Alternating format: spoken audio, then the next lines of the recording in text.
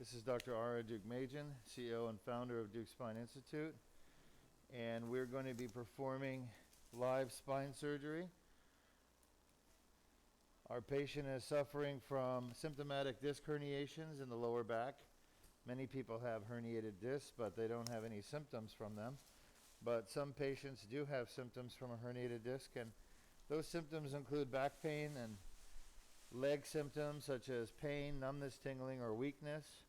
Our patient has symptoms on both sides, and there are herniated discs on both sides. So we're going to be going on the left side of the spine for L4-5, L5-S1, and the right side of the spine at L3-4. We're fixing three disc herniations. And the herniations are not big. They're small, as most of them are. All right, this is Dr. Duke-Majan. Are you comfortable? Yeah, you relax. Everything's going to be okay. We're going to get started. Probably the most uncomfortable part of the surgery will be the injection in the skin, where I numb your skin up, okay? You'll feel a little stick and burn, and that's perfectly normal. All right, so don't freak out. If you're having pain, I want you to say ouch. And our anesthesiologist will tell me if they hear you say ouch. That way I can give you some more medicine, okay? Don't try to move off the bed, though, whatever you do. Just lay still. All right, and this will be over before you know it. We're going to put you to sleep soon, but I need you awake for the first 10 minutes. Okay, so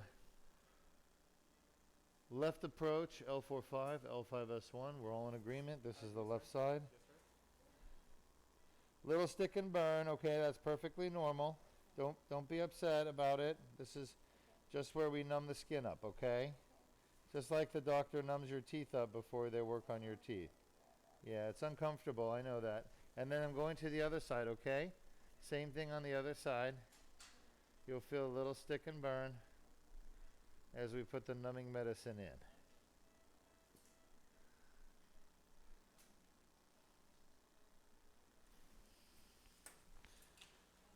Remember, you let me know if it's uncomfortable for you, and I'll give you some more medicine, okay? All right, so we're going to get started. We'll start with the patient's left side, which there are two discs we're accessing through the left side. Doctor, how's she doing? Still well. All right.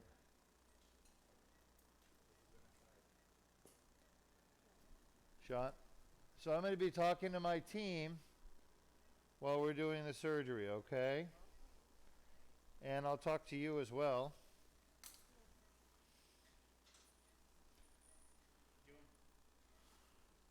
Shot. Lateral view. 18. All right, so the beginning of the surgery, the patient's awake as usual, and I need their participation and help in the very beginning to make sure that we're getting in the right spot.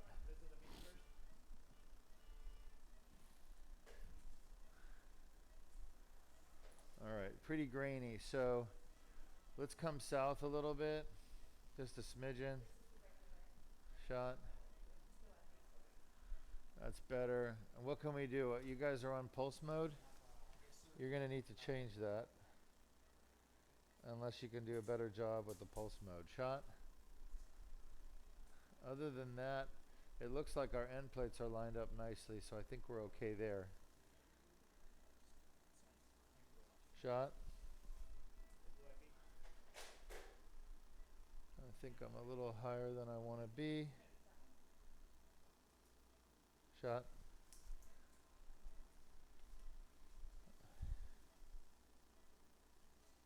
Shot. Give me an AP view, please. We can't do better with the picture than that. That's very grainy. Can you? Sure. Yeah, you guys should be prepared, right? It's a body habitus thing, so we need to assess that ahead of time and be prepared to make adjustments. Shot. All right. And you have the lateral view still? That's good. All right. That's good. That's a good AP, by the way. You got that spinous process in the middle. She's a little bit rotated. Let's go back to a lateral view, please.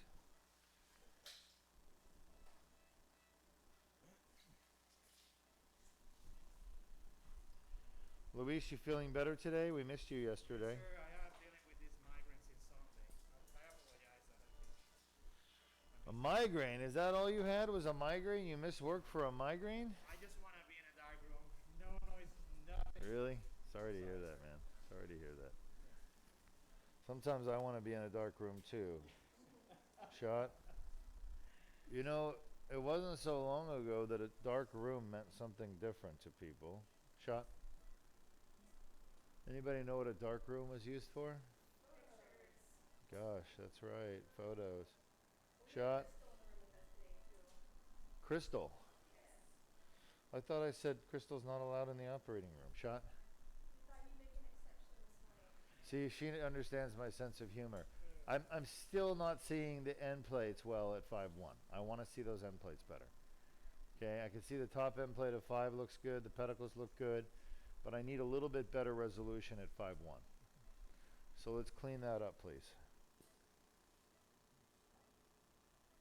All right. Shot.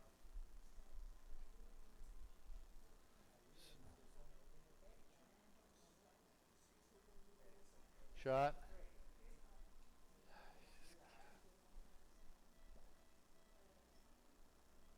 Shot. All right. AP. I'm having to use a lot of my imagination, guys. I don't like doing that.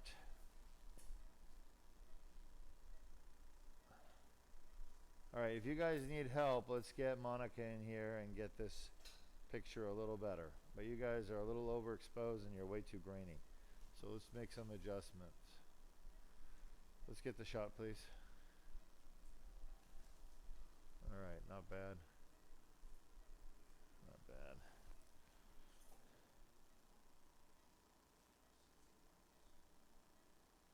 Shot.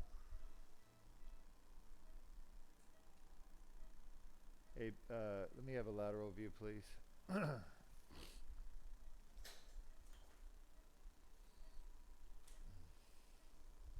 All right, so how's our blood pressure? 95 or 63. Can we bring it lower? Sure, I'll try. I like it in the 85 to 90, 80 to 90 if she can tolerate that. That'd make me happier. John, I can't see anything there, guys. could you please call Monica, please?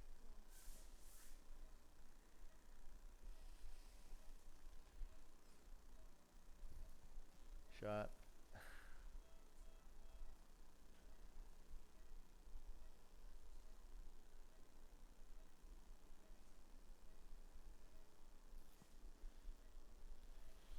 All right. Are you comfortable? Susan.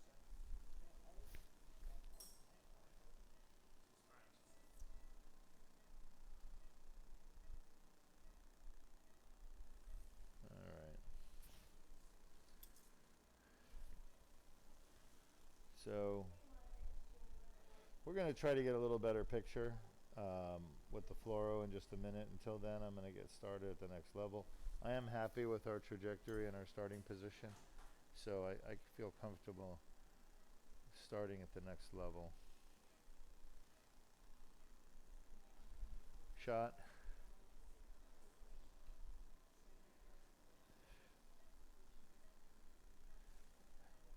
Shot.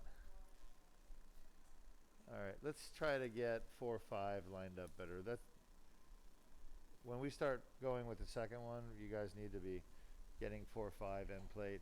It's not horrible, but I can see the pedicles of 4 are offset. I'd like to get that 4-5 lined up. No, probably the other way.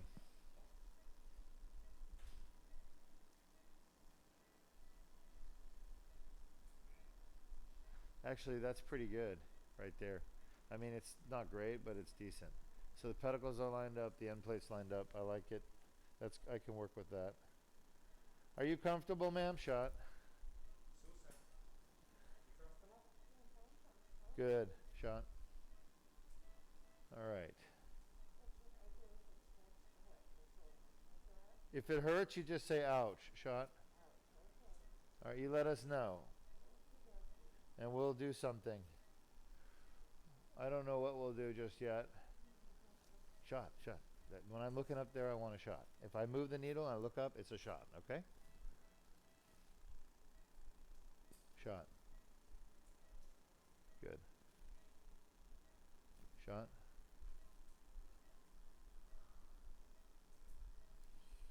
Are you comfortable? Where do you feel that, Shot? In your lower back?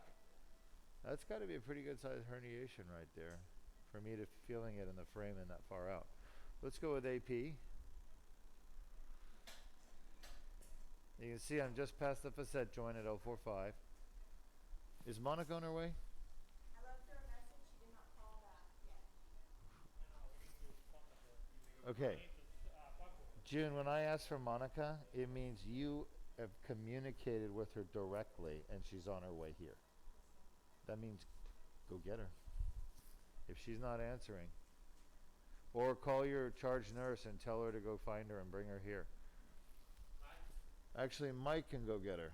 Why don't you go get her, Mike? She should be at the MRI.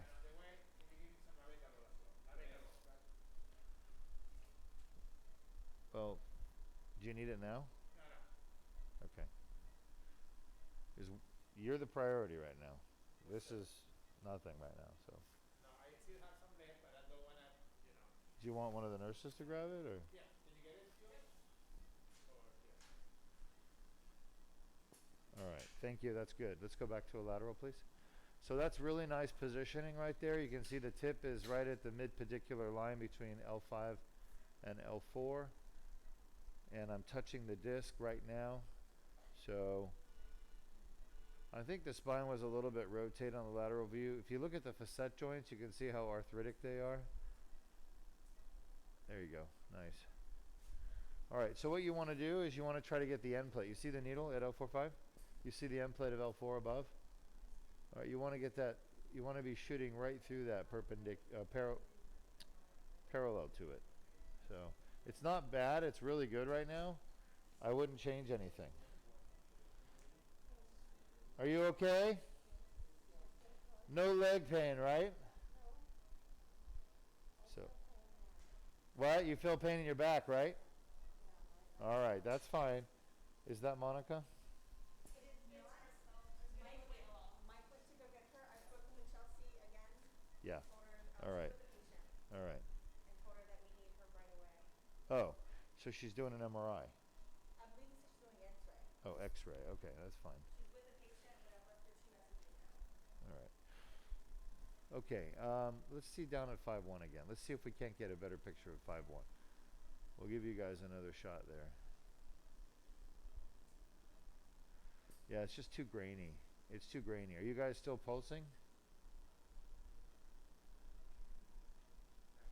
Yes or no? I don't want pulse. I want off pulse. We need full penetration. We need 25 kilovolts right now. And we need you need to close. What you really should be doing is closing down the collimator so you get more of the energy directed to where you need it. I mean, this goes without saying. What about top to bottom? Can you adjust the top to bottom collimator? Yeah, I mean, shot. That's better, but still not good enough.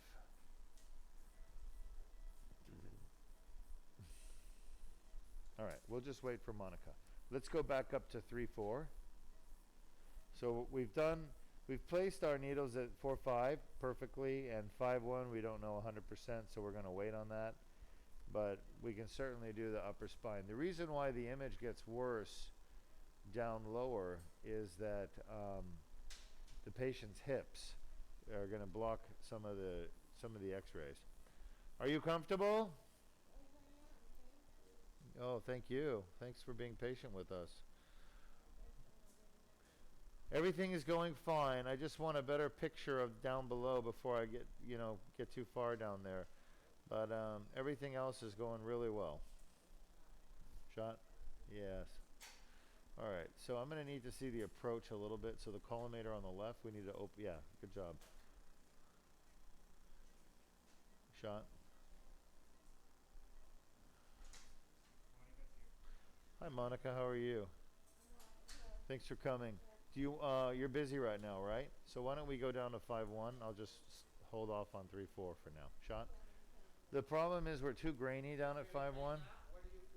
All right, no problem. We're gonna give you a little bit of medicine. Let's see if we can clean up 5-1. Whatever you do, can we teach them so that they know next time? We took it off of pulse mode. Yeah, come south. Yeah, that was me putting more pain, numbing medicine in, so you're fine. We're going to put you to sleep in just a few minutes. You're doing really good.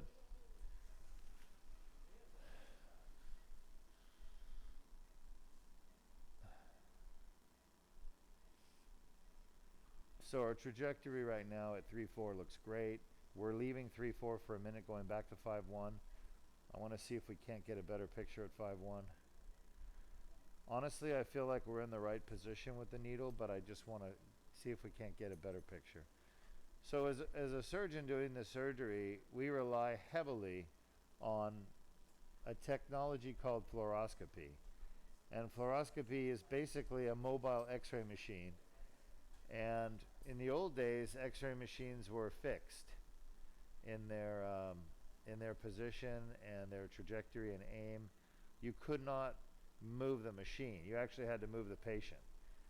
And many of you who go to the dentist's office now know that the latest models of x-ray machines are much better. They deliver less radiation to you, which is good because radiation is bad. They also can move around you rather than you move around the machine. But when I was a kid and I used to get x-rays of my teeth at the dentist, I would have to turn my head perfectly. But now they actually have the machine that moves around you rather than you moving around the machine that's fixed. So a fluoro is basically a mobile x-ray machine that's used in the operating room by orthopedic and spine surgeons primarily. And the reason we use it is that so much of spine surgery is based on bones, bony anatomy, the anatomy of the bone. So basically, we're not operating on bones today, we're operating on the discs. But the discs are located between the bones, and we use the bones to figure out where we need to be in the disc. So we use the bones to navigate properly to the area of the disc that we want to be in. And for example, the bottom needle is at the L5S1. We know what the sacrum looks like on x-ray. We know what L5 looks like on x-ray. So I can find the L5S1 disc because I know what L5 looks like, I know what the sacrum looks like, and it's the disc between those two bones. So basically the x-ray allows us to use bony anatomy, or anatomy of the bones, to figure out where we're supposed to be with the soft tissues located between the bones. So the disc is a soft tissue structure.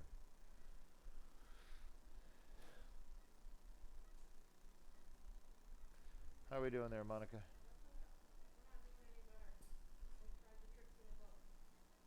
Uh-huh. You've played with a collimator? Have you boosted? Magnified?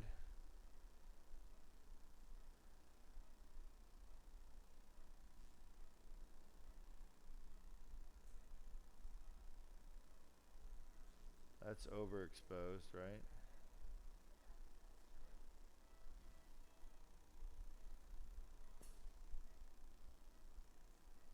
I mean, our alignment looks pretty good. Like, we're lined up nicely. You can see the iliac crests are lined up almost perfectly. The end plate is pretty good at 4-5. It's just at 5-1. It's really hard to tell.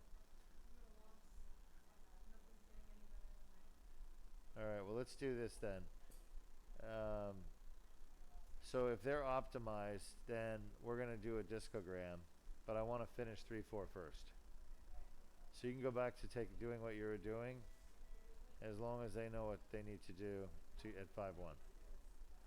Alright, let's go back up to 3-4, folks. Let's roll forward to the top a little bit, and let's take another shot when you're ready. Alright, so 3-4 is, I think we need to wag it. I think the pedicle of 4 is good. 3 is a little bit off. So let's wag it like 2 or 3 degrees. Either way. I don't know which way is the right way. Shot. That would be the right way. Thank you. What do you think, Louise? I think it looks good. Yeah, it's got a nice big frame in there. Mm-hmm. Shot. You feel that, huh? Okay, that's normal. We know you're gonna feel it. Shot.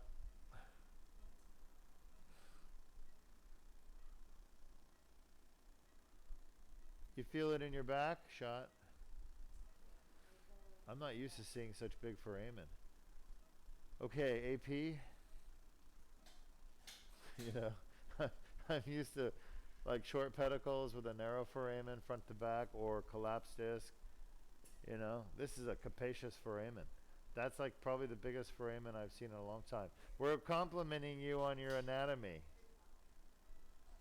If only every patient had that anatomy, we would have no radiculopathy. All right, so that's pretty good. Let me see the lateral. That looks good. So I'm happy with where our trajectory so far. No, stay there for a second. Where do you feel that? Give me an AP.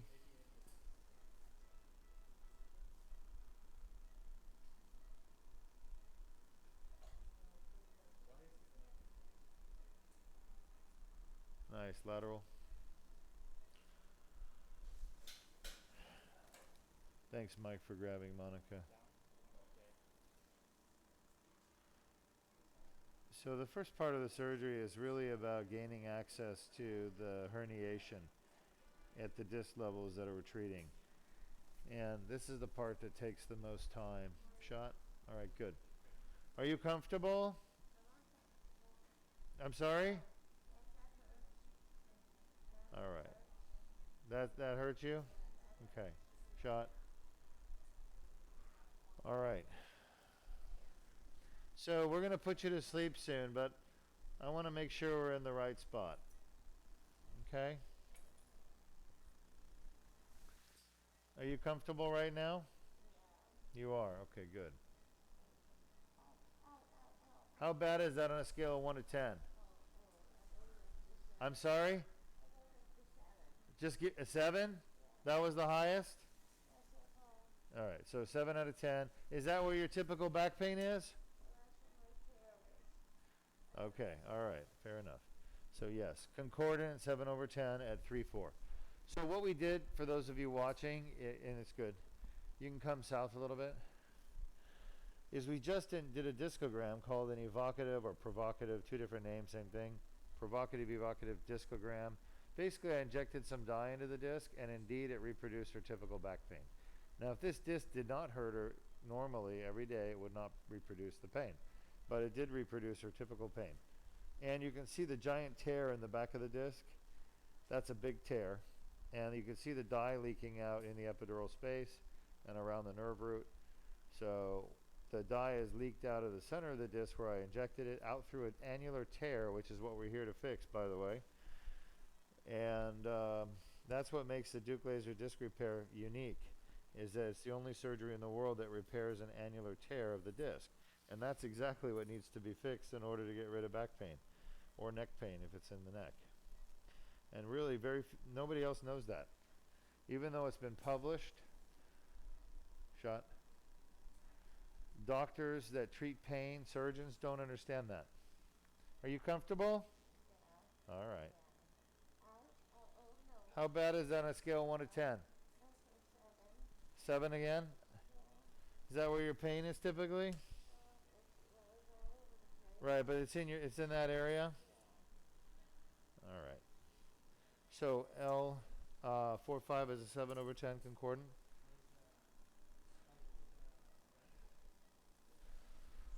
We're almost done. We're going to put you to sleep soon. If you look at that discogram on the lateral view, the dye is leaking out in the epidural space, going up and down behind the vertebral body. All right, let's clean up 5-1 as best as you can. Do the best you can. I know it's not going to be perfect, but let's see what you guys can do. All right. No. You had it better before. So I don't know if we need to drop the table a little bit, get away from the belly, go north a little bit, get away from the hips to get better penetration.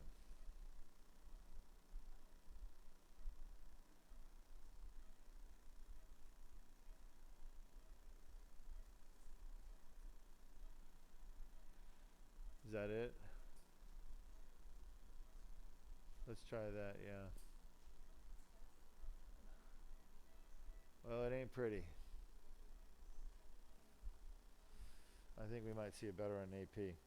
Are you comfortable? Shot. How bad on a scale of 1 to 10 is that? Is that where your typical pain is? All right. So she said 4? Okie dokie. Let's get an AP. We can go ahead and put her to sleep. When you wake up, we'll be done with your surgery, okay? You did really good, by the way. Can you count out loud for us from 1 to 100, please? Nice and loud. Let's get that AP shot. All right, good. So we're in the disc at 5-1. You can see it on the AP view. And that's the most important thing is you want to start in the disc. So the needle has to be in the disc. We've got a nice discogram. You can see the dye coming out to my side at 5-1. So it looks like we made the right choice.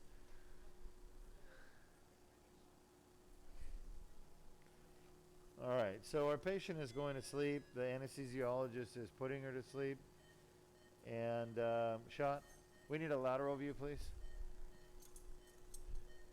And so basically we're going to replace the needle with a guide wire, and we're going to basically use the guide wire to access the disc. Pretty straightforward. I'm not the first person that in the world to use a guide wire by any means, but using it in this way for the spine to do endoscopic surgery is pretty unique. There aren't many surgeons in the world that know how to do this. Shot. All right, that's lovely. We need a better shot. That's good. That's probably as good as we're going to get, right? I guess we'll have to live with that. I'm just thankful this disc is not her most painful one. Shot.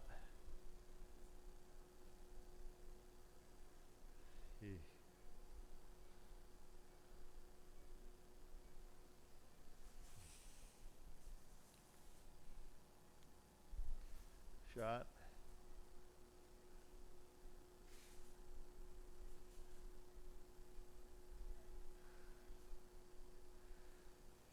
This is just a giant tear, I guess. Shot.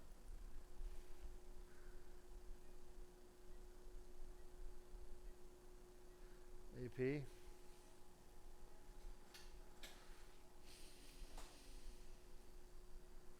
So on that lateral view of the lumbar spine, you can really see L3 all the way down to S1, S2, and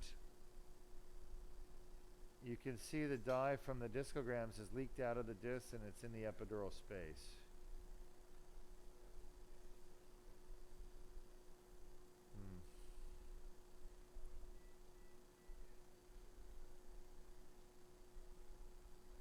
Let's get that L5S1 unrotated. I think we're a little bit rotated.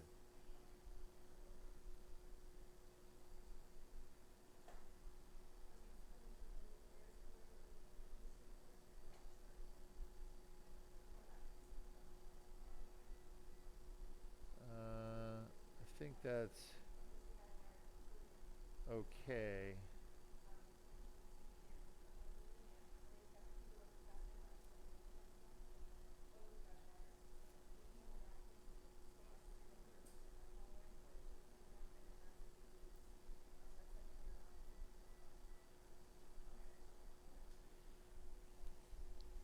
Let's go back to a lateral view.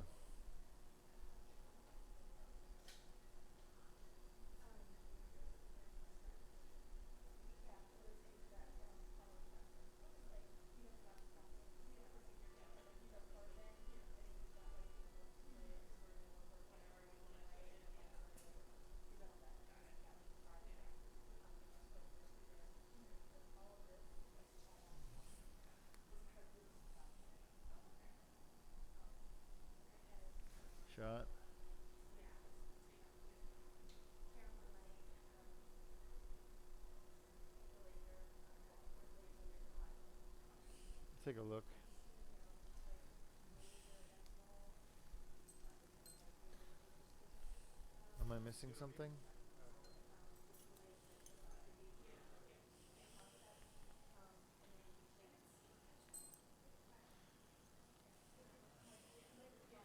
So I'm gonna go take a look and see what we've got in here. Not entirely happy with the position, but I know from the discogram we were in the disc at some point with the needle, so we haven't taken the needle out. So I want to just go take a look at what I can see.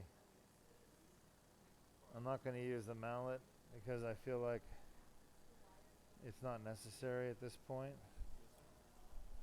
I just want to go look and see. Hopefully we've caught some of the disc here. Let's pull the fluoro out for a second. Scope on, like That's fine. Actually, a little more. handle also on the TV, please. With the handle on the monitor. Let's go take a look.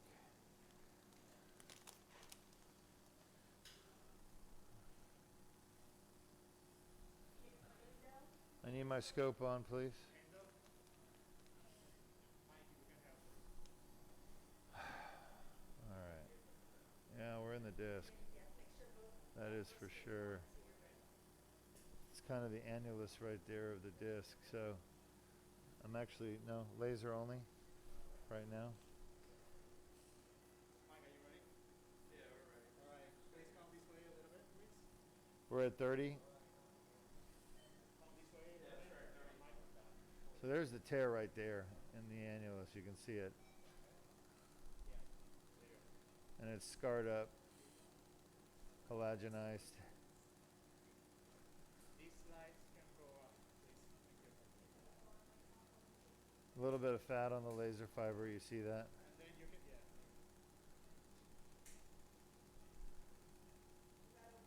That's perfect. Perfect. Thank you very much.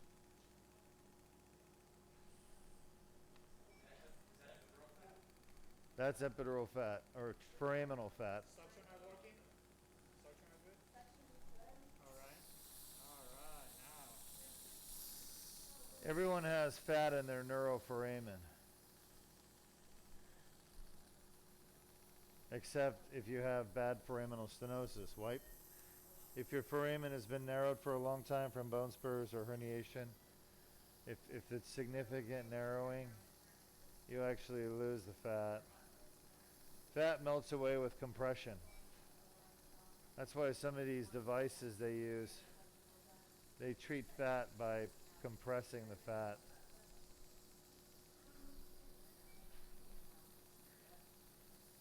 Cooling and compressing.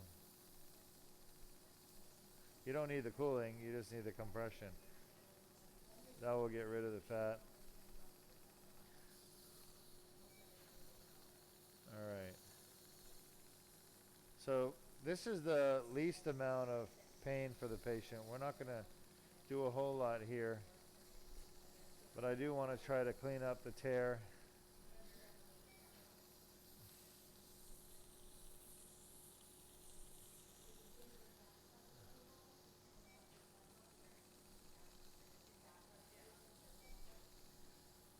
All right.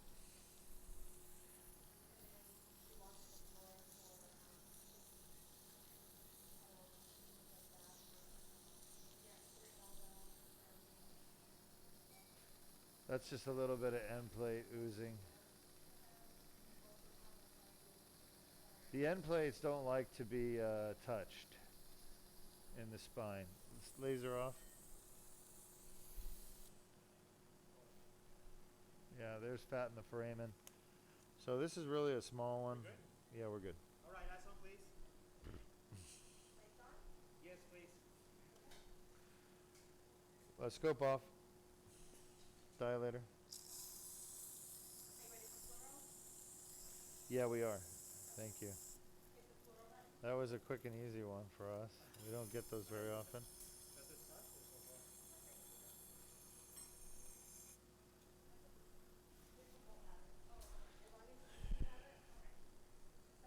Let me get it.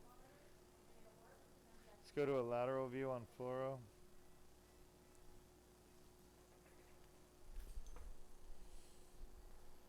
So the next two discs were her most painful ones, and we're gonna probably end up spending a little more time because they have big tears on them. All right, so let's get focused on the 4-5. So, hold on. What's our fiber optic stuff?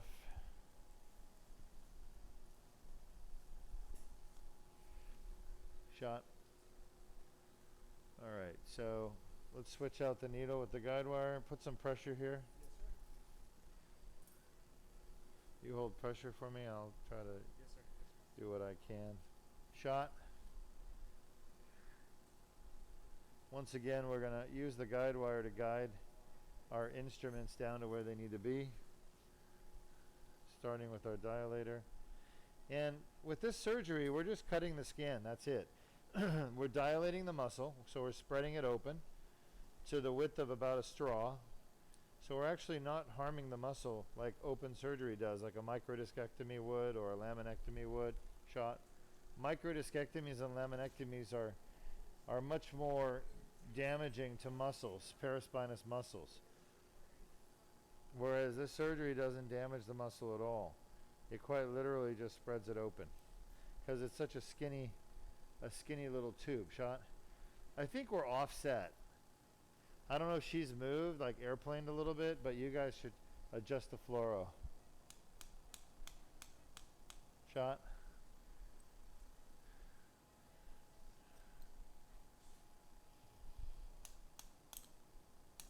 Shot. All right, I can feel this advance through the tear. Take. I'm not, did you wag it? I didn't want you to wag it, guys. You don't understand what airplane is? Seriously. Okay? Wag is going this way and this way. Airplane is going this way and this way. Come on.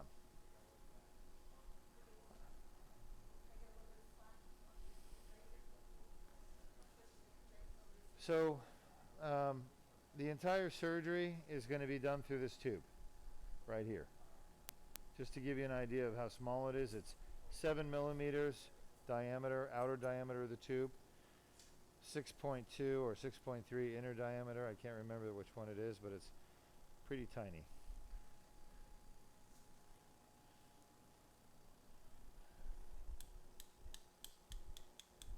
Shot.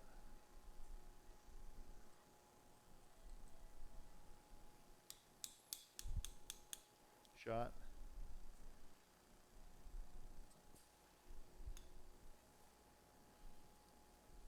Shot. Shot. Now for anyone out there, surgeons that want to learn this technique, you can't learn just by watching these videos. Shot. That would be like learning how to operate a nuclear reactor without actually training, just watching videos. You can't do that. You need to actually be trained formally. So we do offer a fellowship. Let's get this out, fluoro out.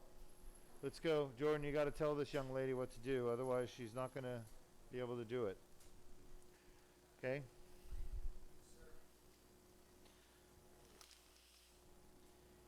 Teaching requires talking.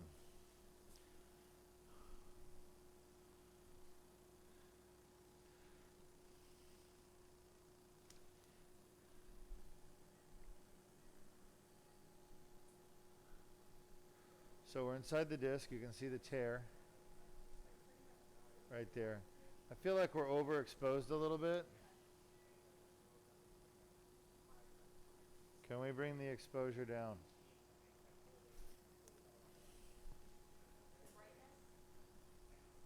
Yeah. You want laser? That's what we've been doing for the last 13 years. Let me have a laser, please.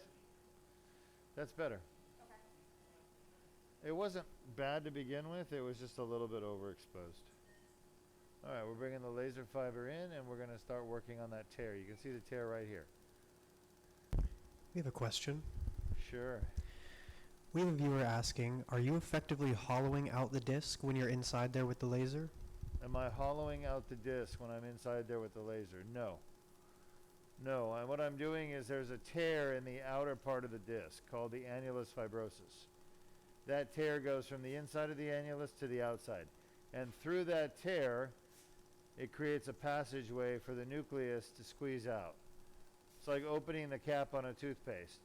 Well, the nucleus squeezes out. The nucleus pulposus is very irritating to the annulus. And it's pro-inflammatory, meaning it elicits an inflammatory response. That's why you feel back pain or neck pain, from that inflammation in the disc.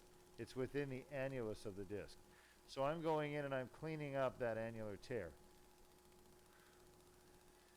So we're not hollowing out the disc. We're debriding the annular tear, and we're removing all the nuclear material, like right here, this stuff. It's stuck to the annulus. And the reason for that is this nuclear material is causing the inflammation. If the annulus tears, there'll be inflammation for a few days, and then it'll be gone. If the annulus tears and the nucleus extrudes through the annular tear, that's when you have a problem. That's when you get a herniated disc, and that's where you get inflammation from the herniated disc, which can cause radicular symptoms and it can cause axial pain. And what I'm curing is both. I'm fixing the radicular symptoms by eliminating the source of what's called radiculitis, which is inflammation of the nerve root. The nerve root is just to the side of the tube. Okay? So if you're looking right now at 12 o'clock is midline. At 9 o'clock over to the 9 o'clock position, that's where the nerve root is. It's literally right behind that tube. So this tear and all the inflammation in the tear is leaking on the nerve root. And that's where patients get their leg symptoms from. Okay, everyone thinks, all the surgeons I talk to, all these doctors, they think, oh, it's the herniation pushing on the nerve root. No, it's not. 100% not. That's rarely the cause, ever. Rarely the cause. What's causing the pain down the leg is inflammation on the nerve root sheath. Okay, inflammation. That's something that's not known in 2019. It's something that wasn't known in 2018. Some pain management doctors understand it, but surgeons don't understand it. They think everything comes from pressure, but no, it comes from irritation, chemical irritation. And that's why, unfortunately, there's so many people out there in the world that have horrible sciatic symptoms of pain down the arm or pain down their leg from a herniated disc that are ignored by doctors, surgeons. They won't go fix it because they don't know how to fix it, number one. They don't know how to do arthroscopic surgery to find the tear and repair it. But also, number two, they don't believe it's fixable. They don't even understand the disease. They don't understand where that symptom's coming from. And I can't tell you how many patients come to me from all over the world and they say, I've been seeing doctors for 10 years, or I've been seeing doctors for 20 years. And they all say that it's in my head, or they say there's nothing that can be done, or they say it's arthritis, or it can't be fixed. You know, all these excuses. Doctors just don't understand the disease. That's the problem. And I figured it out 13 years ago. And I've been doing this surgery for 13 years. And I've gone to all the big meetings, and I've been invited to speak. I've presented my research and my results, and they love it. They think it's amazing, but they still don't understand it. And they don't do it. Because literally you have to be trained to do this. It takes a year of training. None of these doctors want to go train for a year. They all think they know everything already when they get out of training. So the reason why there's so much ignorance about this disease, this condition that's so easy to fix, by the way, back pain, neck pain, is because the doctors aren't being trained properly. That's simply the reason. And the reason they're not being trained properly is because the attendings at the universities that train them don't know this disease. They don't understand it. The pain management doctors understand it better than the neurosurgeons and orthopedic surgeons. But the pain management doctors can't do surgery. They can only do epidurals and facet blocks and spinal cord stimulators and pain pumps. But when you get a pain management doctor who knows how to do surgery, then you can fix problems like this. I've been trying to teach surgeons for years. They just don't listen. And frankly, I don't care anymore. It's not my responsibility in life to enlighten them. If they want to live with their head stuck up their ass, they can. That's their choice. But that's not how I'm going to live. I'm going to fix people. Because that's what I became a doctor for. I became a doctor not to teach other surgeons, not to gain their acceptance, not to be glorified by them. I became a doctor to help people get better, overcome their disease. And that's exactly what I'm doing. I'm doing exactly what I meant to do when I became a doctor. All right? All these other neurosurgeons, they carry briefcases, they wear suits, they go to meetings, they all try to look smart amongst their peers, gain acceptance, gain fame and fortune. But for me, I've always stayed focused on why I'm here, and that is to fix patients' problems. So until there's a complete revolution in the industry, and that's not going to happen anytime soon unless patients demand it. Only when patients demand it will it change. So we're trying to change it by educating patients about what's available and diseases and why they occur and why they happen.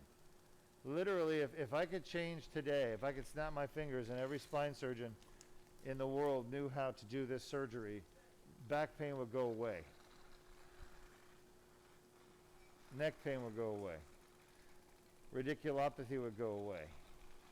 Because we can fix compression of the nerves. We can fix pressure on the nerves with the surgery. By the way, this is the annular debridement we're doing. We've been doing it pretty much since I brought the laser in. This is the important part of the surgery that no one else does. No one else in the world does, unless they've watched my videos and they've learned from me. Because we're the first in the world to describe doing this procedure, the annular debridement. Endoscopic surgery that I'm doing is not, I'm not the first to do endoscopic spine surgery. I'm not the first to do transforaminal endoscopic spine surgery. I'm the first, though, to do an annular debridement. And that's really what makes the surgery successful. So I'm giving away all my secrets. Why? Because I want, number one, the people suffering with pain to know the truth so they can get fixed.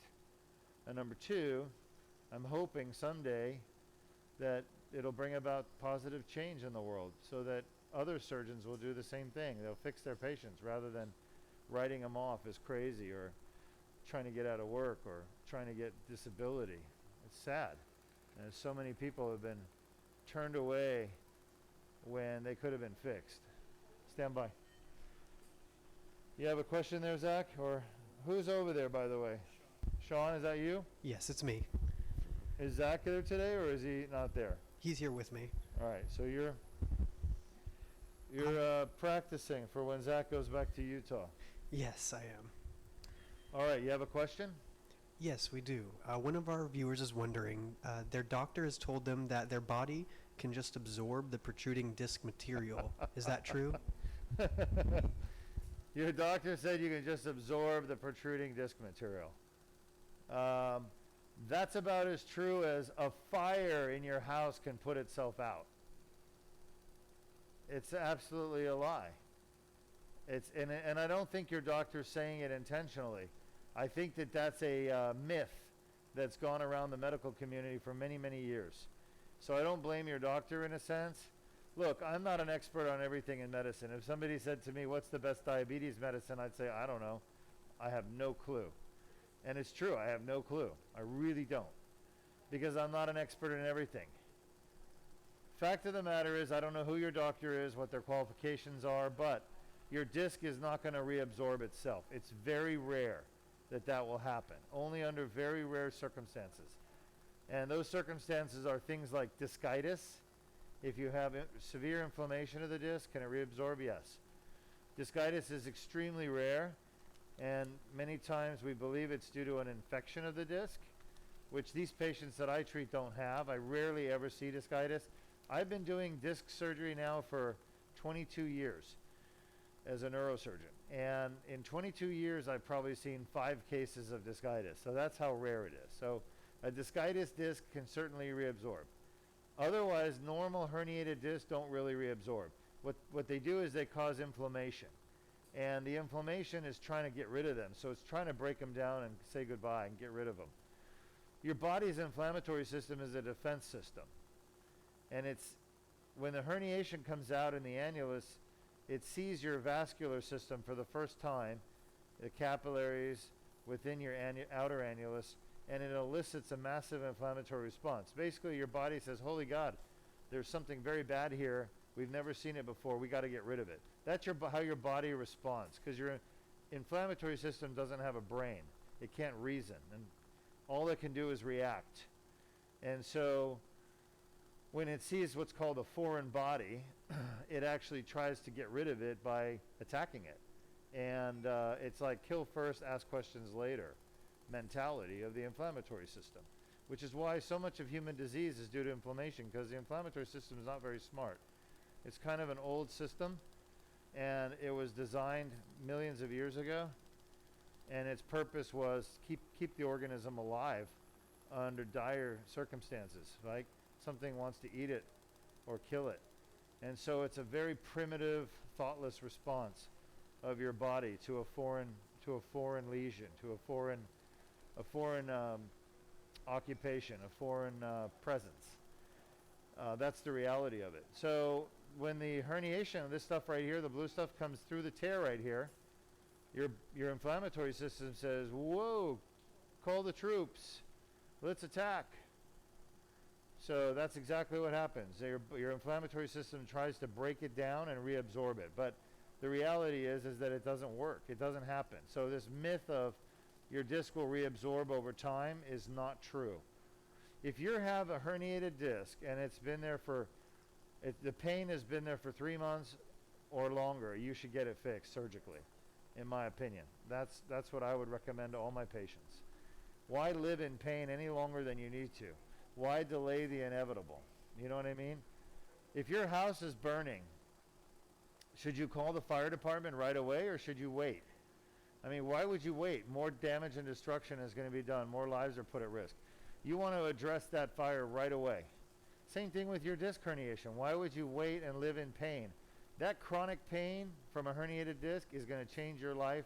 It's going to change the lives of others around you in a bad way. It's never good. Pain is never good. I don't think chronic pain is never good, right? Acute pain is good. It tells us there's a problem. Get away.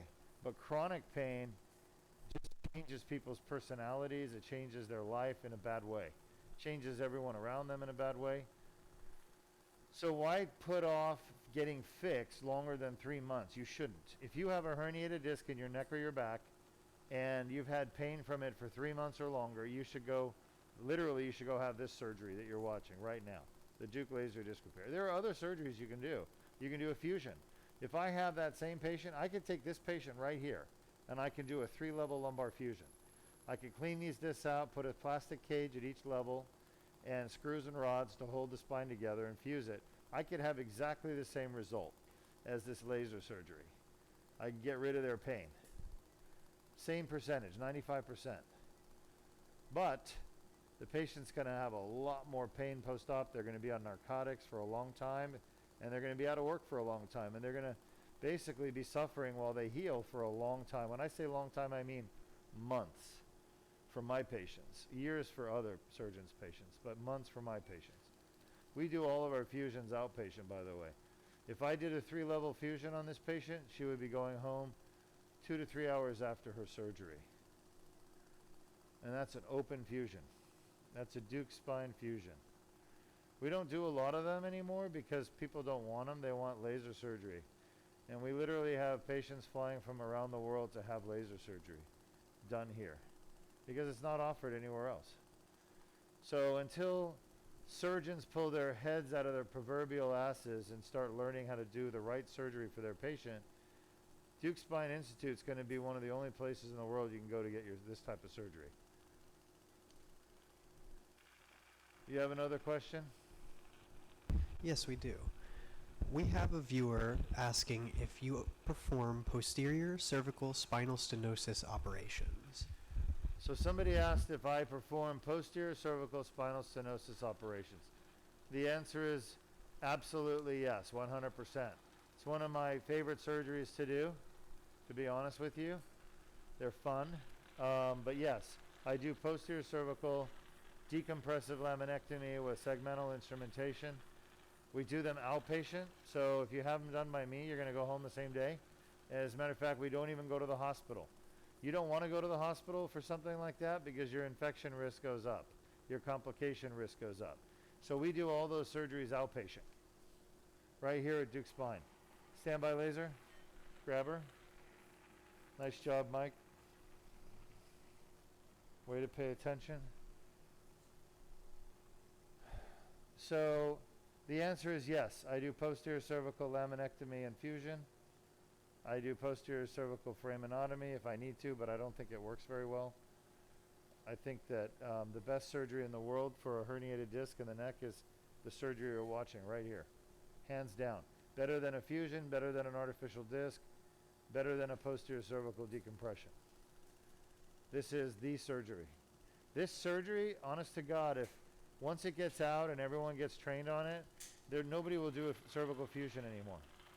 This surgery will take over all anterior cervical discectomy and fusion, probably about 95% of them done in the world for herniated discs and stenosis.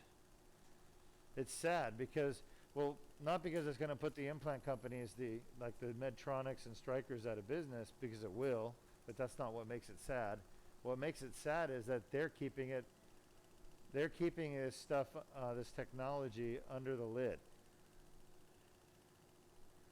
I know it sounds crazy, but those companies make literally billions of dollars selling metal that goes into people for spinal fusions. And they're basically blocking this technology that I'm showing you right now. They're keeping it from being taught to surgeons in residency. And I can't do anything about it. They're far more powerful than me. They have billions of dollars and investors, and I'm telling you, they're not going to allow this surgery to become popular. They're going to do everything they can to stop it. And they already have. Stand by. One of my neurosurgery colleagues recognized this surgery as being amazing, cutting edge. And he contacted me, and he's in charge of all neurosurgery for the American Association of Neurological Surgeons, all their surgical video archive of all the surgeries done. And he wanted to include this surgery in the archive, so all the surgeons around the world could see it and learn. And I created the video for him and ready to go, and the board that runs it, they said no. He had opposition because they're being paid off by the implant companies. Where is that leak coming from? It's because probably these strips are outside the bag. So literally he called me the day before he was going to publish it and said, I've been contacted by board members, and they said no. And these board members, by the way, are making millions of dollars as consultants for the implant companies that make spinal implants. Is there anything wrong with spinal implants for the right patient? No. Is there anything wrong with the implant companies preventing this technology from being available to the masses? Yes. That's wrong. But there's not much I can do about it except educate the public. And then you guys can go fight the battle, because I'm not going to waste my time anymore. It's like banging your head against the wall, trying to convince these neurosurgeons of the right thing to do for their patients. So I've decided I'm just going to educate the public through these videos, through these surgeries that I'm doing. And if you guys want to make change happen, you make change happen. If you don't care, oh well, then I don't care. I'm not here for anything other than to help people. If people don't want to be helped and they don't want to help themselves, they're not going to help themselves. Things are just going to stay status quo. All I can do is identify problems and create solutions. If people don't want to implement those solutions, that's their choice. So I'm a big advocate, patient advocate, trust me, but I'm not going to go and fight an entire army that has machine guns with a knife. It's stupid. It's just, you're basically going to be slaughtered. So I need my own army. But if people don't want to fight for their health care in this country or the world, then fine. Just let them have shitty surgery. I'm sorry. But that's the reality of how it is. And that's how it is for everybody. We all know that to be the truth. I'm just vocalizing it for you. We have another question. Sure. A viewer asks, can this procedure fix arthritis in the thoracic spine? Can this procedure fix arthritis in the thoracic spine? The answer is no. So let me qualify my answer. If you have a herniated disc in the thoracic spine that's causing pain, this procedure could. The problem is access, getting access to that disc. So the only way to gain access to that disc is transforaminal. And I have to go through the back. And the problem is the rib head is blocking access. So I can't get past the rib head. That's the problem. I can fix it, same as I would fix a cervical or a lumbar, but I can't get there safely. If I try going more lateral, I'm going to puncture your lung, or I'm going to give you a pneumothorax or injure a vessel. So it's not safe. So I won't do it because it's not safe. I personally have a philosophy. If my treatment for someone's back or neck problem is not safe for them, I'm not going to do it. Sure, I could do surgery and make more money and hurt people, but I won't do that. I've never hurt a patient from my surgery.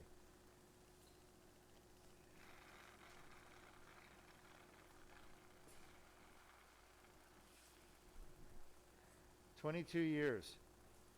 Even as a resident, I never hurt a patient. I was always very cautious. I watched my fellow residents kill patients with their stupidity and their carelessness, but I have never in my career ever hurt a patient. It's sacrilegious for me. And frankly, that's very rare to find a surgeon that has not caused an injury to a patient. Sure, I've had the odd CSF leak, but and of course an infection, but that's not like I'm getting an infection. That has to do with other things. Really not entirely related to the surgeon most of the time. We doing okay? Are you relieving stress? All right, good. At least you appreciate my sense of humor. That's important. All right, we're just about done with this disc. This has taken considerably longer than the last one. There's some more tear right there. You see that? And there's the posterior longitudinal ligament fibers. So this should be the end right here. Once you see the PLL, like you're starting to see the PLL fibers, you're pretty much done. So I'm just going to clean this up. There's a little bit of herniation left here. Just cleaning all this up, and then we'll be done. That's a PLL fiber right there. For those of you wanting to know, what's the PLL?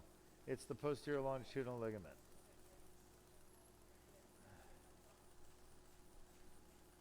So there's a ligament that runs in front of the bones, and there's a ligament that runs behind the vertebral bodies. It's called the anterior longitudinal ligament and posterior longitudinal ligament. This is the posterior longitudinal ligament that we're talking about. And this is just the last of the herniation. You see how grungy it looks? I just want to make sure I get as much as we can. People ask me at times, how do you know you gotten all the herniation? It's impossible to know if you've gotten it all, and I would say equally it's impossible to get it all. What you want to do is you want to get enough that takes the patient's symptoms away and makes the patient better. You really want to get enough out so the disc will heal properly. What do I mean by that? Well, it may surprise you to know that there are millions and millions of people living with herniated discs without pain or symptoms, right? And so my goal is not to remove the herniation. My goal is to get rid of people's symptoms so they can have a normal life. I want to get rid of their chronic pain. And so to do that, do you have to get rid of the herniation completely? No. Why, how do you know that? Well, obviously there's millions of people with herniations that have no pain. There really are. There's millions of people with herniated discs in their neck or back that have no pain, even the thoracic spine as well. So why are some discs painful and others not? I have a theory, but I don't have any proof. And that theory is that For the people with herniated discs that don't have pain, their inflammatory system has come in and walled off the herniation with scar tissue. And that scar tissue has created an effective barrier between the herniated nucleus that's really inflammatory and the capillaries that where the inflammatory cells come out to fight. So basically it's created an effective barrier, a scar tissue barrier between the herniation and the body's inflammatory system. So the inflammation dies out, right? Kind of like the Great Wall of China, okay? The Chinese got that right. The Mongolian hordes would come down and plunder the villages on the border in China, and they built a wall, they built a barrier, and the barrier blocked the inflammatory horde. So the body designed its own wall. It's called scar tissue, collagen, and that wall has blocked the bad guys, the inflammatory cells, from coming over and attacking the nucleus pulposus that's still there. So that's really what I think why there's so many people with herniated discs that don't have symptoms, is because your body has effectively walled off the herniation from the inflammatory system. Because remember, we're dealing with a disease of inflammation. So you have to have inflammation to have symptoms. If you take away the inflammation, you take away the symptoms. And what I'm doing is I'm taking away the source of inflammation with this surgery. I'm removing the herniation itself. Yeah, there's posterior longitudinal ligament. I'm pretty much done. I'm at really right along the back of the disc, right where the herniation is. Pretty incredible. Great view. Really just took the whole thing out. You see how effective the laser is? If I tried to do this with conventional surgical tools, it would never work. You can't pull this stuff out with a pituitary. It doesn't work. You can only release fragments and then remove them with a pituitary. So we're pretty much done. I don't think this is coring out the discs for the person that asked earlier. This is just removing the herniation and debriding the annular tear. So now the annulus will heal. This is a piece of annulus right here, just if you want to know what it looks like. Laser off. So we're done here. I'm going to look at the nerve root. You can come with me. The nerve root's going to be right here in the foramen. It's kind of hidden there. Maybe a little bit of material. Let me see the laser. Yes, sir. There's some fat from the epidural space. Don't let that hit my face, please. Just going to have to be real careful here.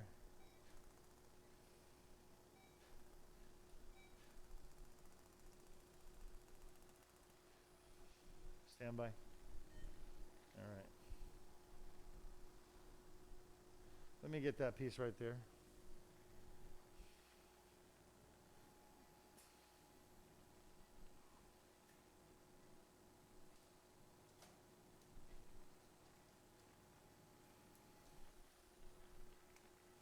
Laser.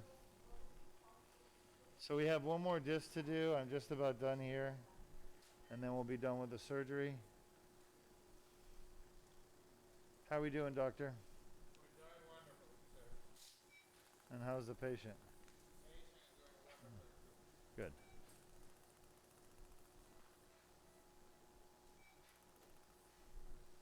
All right, laser off. I'm happy with that. We've Lights on, please. definitely decompressed. Actually, let me see that one more time. Sorry. I'm sorry. I just can't get enough. Yeah, you can keep the lights on. Doesn't matter. That's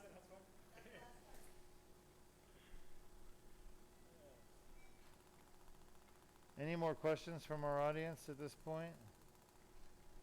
Not at the moment. Thanks.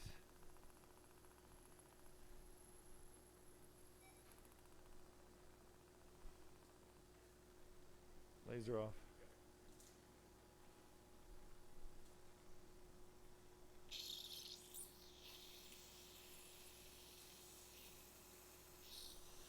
And like I said earlier, this patient has the biggest neuroforamen I think I've ever seen. And that's really, everybody's different. Like, having a big neuroforamen I think is probably good in my experience, because if you have a narrow neuroforamen, the hole where the nerve comes out, then you're more likely to have symptoms from it. You want to assess this side? Yeah, You want to? switch. Let's go ahead and go to a lateral view, please, coming through. So any questions from our audience? Not yet. All right, Luis, go ahead and switch. I'm right behind you, don't step back. So once again, I'm Dr. Ara Duke-Majan. I'm the CEO and founder of Duke Spine Institute. Duke Spine Institute is located in Melbourne, Florida. We're about 45 minutes from the Orlando International Airport. We're in Central Florida, United States of America. We're broadcasting live every surgery, and we stream over the internet to the entire world. It's free. You don't have to have a subscription. You don't pay. All of our broadcasts are free and open to the public for education. I would like to encourage everyone to download the Duke Spine Institute app for your iPhone or Android. So if you have a cell phone, you can download the app. If you don't, go out and buy a cell phone so you can have the app. The app is pretty amazing. We had Zach help us create the app, and basically it's incredibly informative and educational. There's so many neat little things in the app, so I strongly recommend go to the App Store and pay the $1 million that it costs to download the app. Oh, what? I've been told that it's not $1 million, it's on sale. $0 today. Today and today alone, you can get the app for free. But next week it'll be back to $1 million for the download. Anyway, with the app you can actually learn a lot about spine conditions. We created that content, and you can watch laser surgery live. You can watch archives. You can communicate with our staff. You can request a free MRI review. You can upload your MRI report and initiate an email to get your images uploaded. There's just a lot you can do with the app. So check it out, Duke Spine Institute in the App Store. Download the app. If you're a patient of Duke Spine Institute, when you get here, we're going to have you in the exam room. We're going to have you open the app, and we're going to be able to start selecting your conditions that you're suffering with, so you have a record of that on your phone. And also we have treatments available for each condition, and every cause of back or neck pain has a different treatment. So you're going to have a treatment platform, and you're going to have a diagnostic condition platform, and it'll be personalized to you. You can take it with you when you leave on the app, and you can look at it and talk to your friends about it and talk to your doctors about it. But we expect it to be very helpful for patients, and we're the first in the world to do that. So that was our creation, one of our creations for the app. We wanted patients to be able to go back and look at, well, what did the doctor say I have? Something about facets? I can't remember. Oh, just open my phone. Here it is. What was the treatment they talked about? A rhizotomy? I can't remember. What did he say? So you're going to have all that on your phone. Zach is in the process of adding some more pictures to make it more interesting to read the content. So we should have a new version out soon, and we're always open to suggestions from people if they want to see improvements in the app. Oh, you'll also be able to request a video conference with me. In case you don't get enough of me during these surgeries, you can actually do a 10-minute video conference talking about your back or neck problem. And our conferences, our video conferences are free. We don't charge right now for them, so get it while it lasts. You just schedule that with my patient services department, and basically you get to chat with me for 10 minutes over Skype for free. So we try to do as much free stuff as we can, even though nobody donates money to us. Everybody wants everything for free these days. So do I, but I don't get anything for free. What's that? Oh, Luis just kindly volunteered to work for free for the next 365 days. No charge. So I have the same mentality. I want everything for free. We just bought a new laser machine, and I said to the company, can I have it for free? They looked at me funny, and they said, are you crazy? I said, yes, but that's besides the point. So we're spending $100,000 on a laser. So if I have to pay $100,000 for a laser machine, you know, all the free stuff we do is just, it's real tough. But we do it anyway because we want to educate the public. It's one of my missions.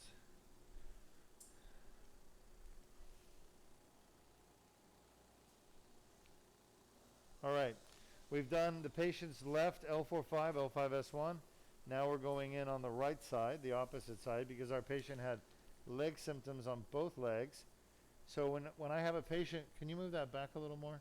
When I have a patient with leg symptoms on both legs, I got to start thinking, okay, well, what's causing the leg symptoms? Is it the L45 disc? Is it the L5S1? Is it L34? So to do that, I actually look at the MRI very carefully. I look at the radiologist's interpretation because we use a radiologist that I actually trust. It's hard to find them. They're not common.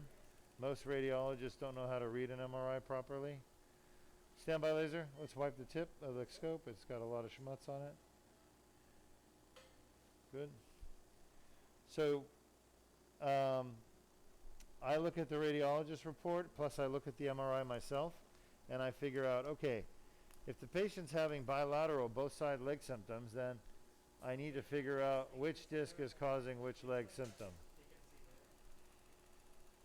Thank you, Luis. That's what I like. Command and conquer. This disc, yeah, that's fine. This disc is very, very scarred up. And that piece of herniation is driving me crazy. Is our irrigation pressure up? Yes. Damn, take this. Most of the disc herniations that we take out of here, they don't end up going to the pathologist because they're very small pieces. They just end up floating out of the scope and onto the table.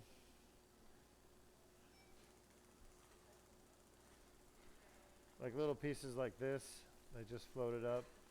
They're not going to end up in the pathologist, in the sample we send to the pathologist.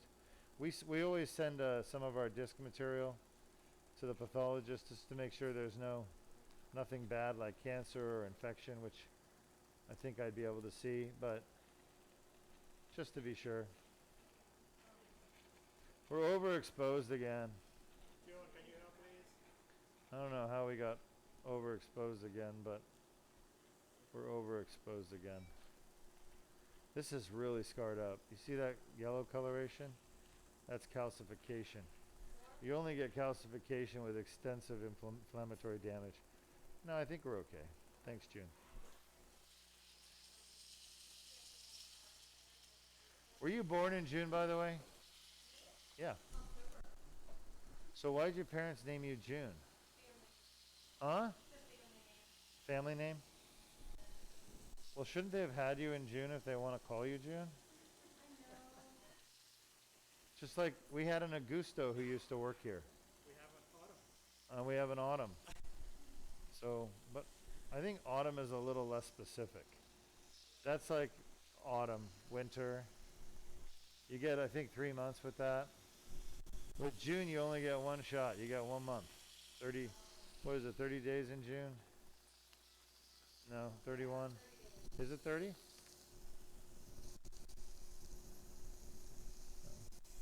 Another herniated fragment right there. You see that? Coming up. Standby lasers driving me crazy. These won't float out today. What is that? That's a bag? So all of our surgeries are streamed live. So we do that because we want our viewers to really see the entire experience, hear the entire experience. A lot of times when you watch video of surgery, You only see highly edited stuff by other people. Nobody actually streams live except for me. And we've been streaming live for 5 years.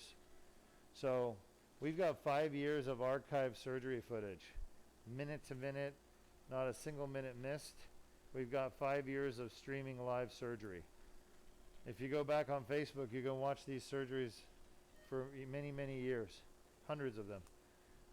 So I do that. It's very different than what other doctors do or hospitals, which show you one surgery and it's highly edited, because nobody wants you to see their screw-ups. That's really what it comes down to. Some surgeons don't want you to see their technique. But the biggest reason is no one wants you to see them screw up. So why do I broadcast? Well, because I think screw-ups are part of the reality, part of life, and if we screw up, you know, we want to show you how we deal with it. Why is that important? Remember, the primary purpose of these videos is to educate. We're not here to create a blockbuster movie. We're here to educate. So part of the education is, well, great, Dr. Duke, everything looks fine and easy, but what happens when you have a problem? Well, I want you, the viewer, to see how I deal with the problem. Okay? So I don't want to hide my problem. And a lot of people these days hide their problems. They're scared of dealing with their problems. Me, I take my problems face to face, and I don't run away from my problems. I deal with them. Everyone has problems.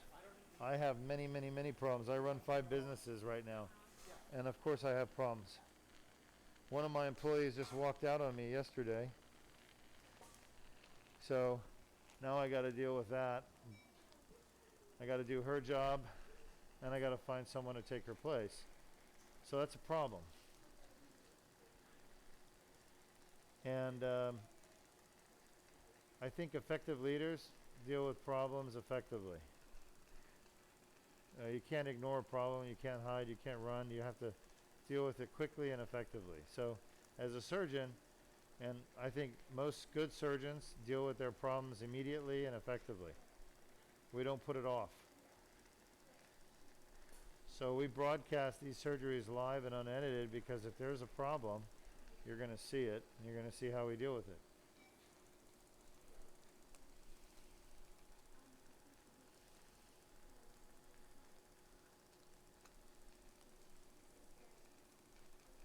We have another question. Sure. One of our viewers wonders, how serious does your stenosis have to be in order for you to qualify for surgery? So somebody says, how serious does your stenosis have to be in order to qualify for surgery? That's a really good question. So here's what I would tell you is my answer. And my answer is going to differ depending on, I mean, everyone you talk to is going to give you a different answer. But I think my answer is the right answer. Your stenosis has to be severe enough that it causes symptoms for you or puts you at risk of injuring a nerve so badly or spinal cord so badly that you could become paralyzed or lose neurological function. So let me simplify that.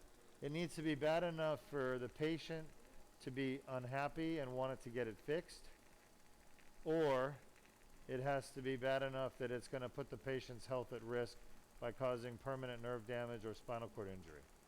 Either of those is the acceptable answer.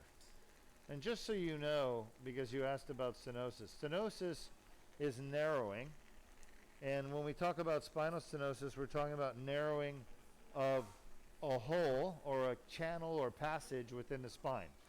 And there's a couple of different holes or channels or passages that we're talking about. One of them is the central canal, and that's where the spinal cord lives. That's where a lot of nerves live down in the lower back. And if you have central stenosis, then you can have damage to your spinal cord or nerves. Just to the side of the central canal is something called the lateral recess. And that actually happens to be the #1 cause of symptomatic spinal stenosis, the lateral recess.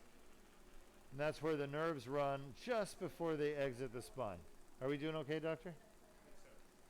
The nerves pass through the lateral recess, which is really the space just medial to the pedicle and just underneath the facet joint. The facet joints get big as people get older. They get arthritic and swollen and big.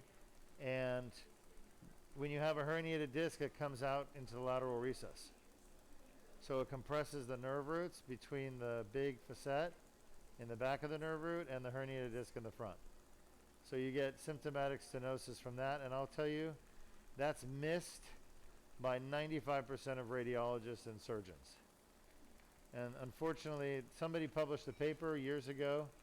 They said the number one cause of failed back surgery was residual lateral recess and foraminal stenosis.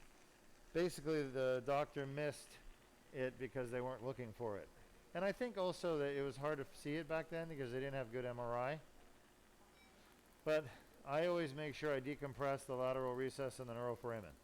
Rarely is the central canal stenosis a problem for patients. Rare, like less than 1% of the time. So 99% of the time, it's foraminal stenosis and lateral recess stenosis that causes symptoms of leg pain, arm pain, tingling, numbness, weakness, loss of sensation, which is numbness. I hope I'm being understood, and that is that you asked me when does stenosis need to be treated, and I'm saying when it causes symptoms for the patient that the patient doesn't want. And those symptoms don't go away with conservative treatment like non-steroidal anti-inflammatories if you can take them, therapy, maybe injections. So if you have symptoms of stenosis that don't go away with conservative treatment and they're bothersome to you, then they should be fixed with surgery. And those symptoms include pain down the leg or arm. If we're talking about stenosis in the neck, pain down the arm, numbness down the leg or arm, tingling like pins and needles down the leg or arm, or weakness in the leg, foot, leg, thigh, whatever, and upper extremity, arm. So, does that make sense? So stenosis, just so you all know, and I'll say this again, I've said it before, stenosis does not cause back pain. Stenosis does not cause neck pain. It does not cause back or neck pain. What I mean by that is axial pain. Stenosis cannot cause back or neck pain, period. Stenosis causes arm or leg symptoms, not axial pain. We're just about done. This is the tear at right side L3-4. And you can see the annular fibers, the posterior longitudinal ligament fibers are there. It's a little bit harder to see this level because there's a little bit more blood. See the blood right there that's coming out? Very minimal amount of blood. Like you wouldn't even be able to see it with your eye. Just to give you an idea, this fiber you're looking at is half a millimeter wide. The diameter of this fiber is half a millimeter. So half a millimeter is like so tiny you can't really even see it with your eye. Barely see it with your eye. It's just very thin.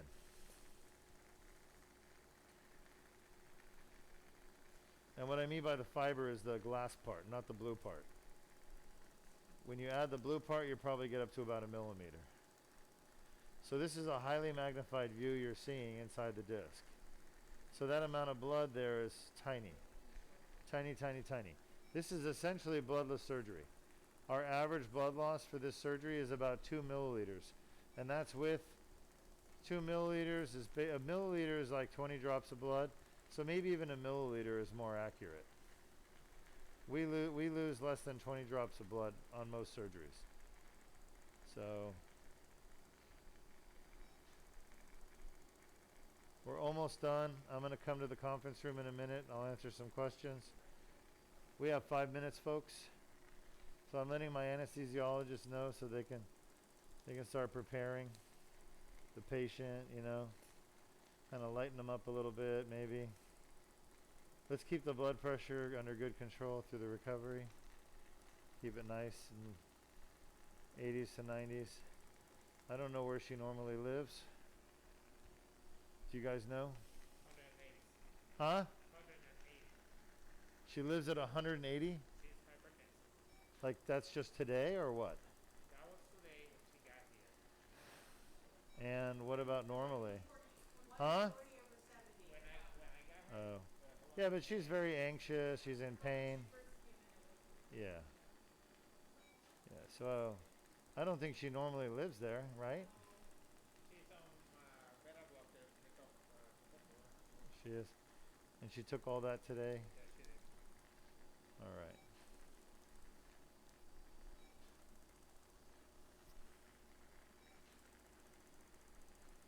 So just a few more minutes left. And what I'm doing is every time I turn the laser on, it like shakes up the blood in the tube, so it makes it harder to see. So I have to stop periodically because I'm seeing the same thing you're seeing, which is like nothing. It's like driving in the rain, except we don't have windshield wiper. We just have pauses. And the reason why this thing shakes the blood up is that the laser actually creates not just a pulse of energy, but it creates a shock wave, a sound wave, basically, inside this tube. And what that does is it rattles up the red blood cells, so they disperse, and they create this like a smoky effect where you can't really see that well. But thank God I've done this a few times. I got the instructions on the surgery out of a bubblegum machine. Oh no, sorry, it was a Cracker Jack box. Do they still put stuff in Cracker Jack boxes? Yeah. Really? Yeah. Can you imagine? Duke Laser Disc Repair.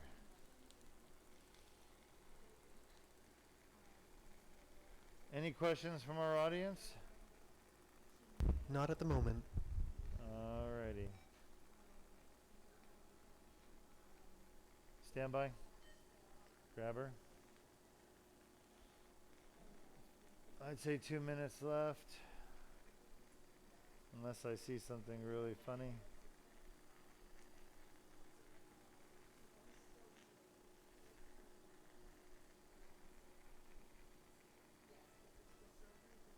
So what's going on with the Trump impeachment? Anybody know? Who's up to date? I haven't been watching it very much. I'm not sure. I just try to avoid politics. All I know is what? That Nancy announced. They what? That she had just announced the inquiry. I don't know anything else. Oh no, they've been doing it for a couple of days now. Isn't it in the House? The House is trying to decide. I think so. What's the House going to decide? Do we know? I don't know the future. They haven't put it to a vote yet? I don't believe so, no. All right. They're trying not to? Because they're going to lose? Yeah, I mean, if anything, the House may vote, but I doubt it. Our country is so screwed up right now, it's incredible. You know, I was in student government for many years. I was actually elected official at UC San Diego where I did my undergrad. And that was my freshman year because I was student government president in high school. So I wanted to continue doing it in college. So I got elected as a senator at UC San Diego freshman year. And I went to the first meeting, right? Student body meeting, student government meeting. And there were delegates from every college because UCSD has 5 colleges at the time. And there was president, vice president, there were all these people. There were probably literally 50 people there for the meeting. And I remember spending literally 3 hours talking about the stupidest thing. And I saw the squabbling and the arguing, and honestly, nobody really cared about doing what's right. They just wanted to, like, it was mostly the upper level senators that had an agenda. And literally we talked about, should we put handicap parking signs, I'll give you an example, you know, in this area over here. And we talked about it for 2 hours. And that was when I realized that I wasn't meant to be a politician, because I cannot tolerate that nonsense. And they would have like literally secret meetings ahead of time with each other to talk about, should we do it, should we not do it? The answer is obviously, yeah, just do it, you know? What's the big deal? Laser. It's like, for me, it's a 30-second decision. For them, it's like a lifetime. That's why we get nothing done in politics, because those same people ended up going into politics, and they've got all these special interest groups they have to cater to, rather than the people that elected them. It's really easy if you actually say, well, what's good for the people, right? What's right for the people? Then you can make a decision very quickly. The reason why it takes them so long is they have to figure out, all right, what do I want? I want to get greased here. I want someone to line my pockets with $1 million, so I got to do something really bad, like build a bridge to nowhere that no one's going to use.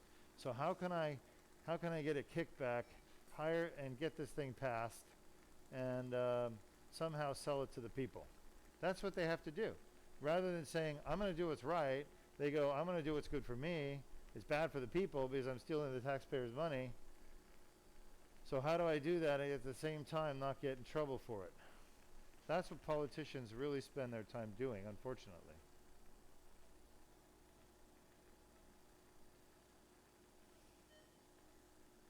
How to get away with doing bad things.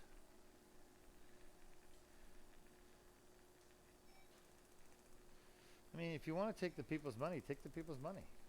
But don't try to cover it up. Just take it. Hey, I'm stealing your money. Be honest about it. Right? Of course, you'll get, you know, whatever happens to a senator when you get terminated. But at least you're being honest. You know why corruption exists? Lying. If people were just honest about their corrupt desires and corrupt actions, then corruption would be gone, because no one would tolerate it. Yeah, they wouldn't get away with it. It's the lying that allows them to get away with it. And that's all I ask, is that people be honest.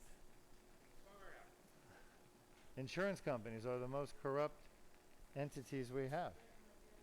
They don't want to pay for anybody's health care. They just want to take their money.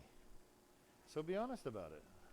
Listen, we're going to take your money, and we're going to deny everything we can, every single thing the doctor wants to do. We're going to underpay the doctor, underpay the hospital, underpay everybody. Is that okay? No, it's not okay. I'm going to change my insurance company. If they just were honest about it, then the world would be a better place.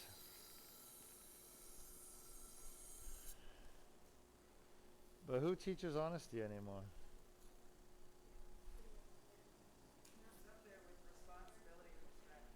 I tell you, it's like we don't value those things as a society anymore. I don't know why. When I was brought up, I mean, that was everything. You know, every day you hear it. Don't lie, don't cheat, don't steal. Treat your neighbor the way you treat yourself.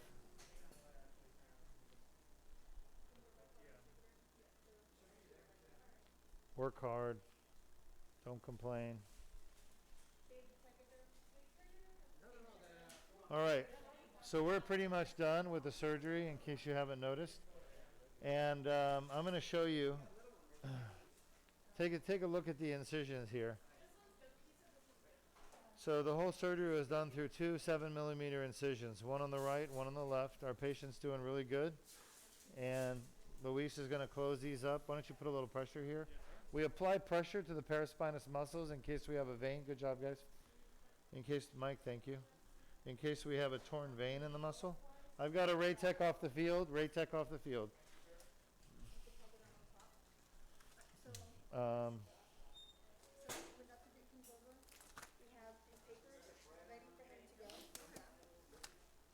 So this patient will go home in about an hour.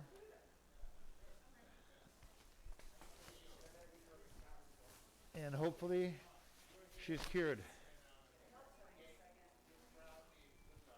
I'll head over there and answer any questions we have. So if you have questions, this is the time to write them. By the way, you should consider joining our Facebook group. It's called the Spine Surgery Support Group. And in that support group, we actually post useful information, and we answer questions. So if you have questions, you can ask it in the support group. Spine Surgery Support Group on Facebook. We keep this.